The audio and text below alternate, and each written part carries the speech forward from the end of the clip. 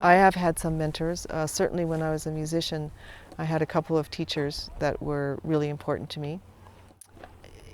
Interestingly, not even so much to do with the specific skills of playing, but more to do with the skills of learning.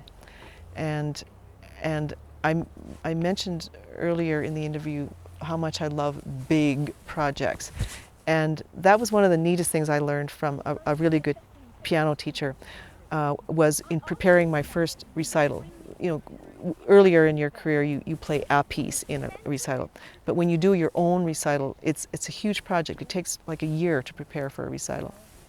And it can be, you know, pretty demoralizing because you're practicing 5-6 hours a day for a year. And, but learning how to break things into pieces and to keep your eye on the end goal, all of that was really important, and that I learned from a teacher, a piano teacher. But another really important mentor for me was Graham McDonald, Dr. Graham McDonald, who was president of the Banff Centre.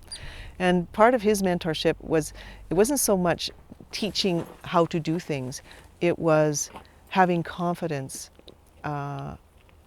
in me. And as he sometimes said, I'll give you the rope and you can hang yourself if you want to. But basically giving me room to grow. And that's a wonderful thing if you have a boss. I mean, if you know, if this is an educational thing, but I mean, if a student ever gets in a situation where you have a boss who actually believes in you, even if you don't particularly, or even if you can't particularly articulate what it is you want to do, if they nurture that, run with it, because it's not always there, and it's a real gift. Graham was a great mentor. I think it's a responsibility to be a mentor if, in so many different ways.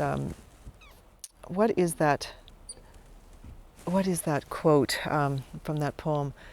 I see my life in ever widening circles, or I live my life in ever widening circles. It's something like that. I'm sorry, it's not terribly exact, but I think that is mentorship. I mean, you learn things, you absorb them. It becomes part of your life experience. You learn something new, you absorb it. It becomes part of your life experience.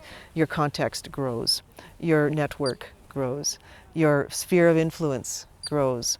And your knowledge and, in theory, wisdom grows.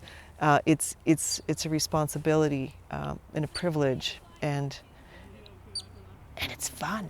I mean, you get to talk about things that you love to people who love them too.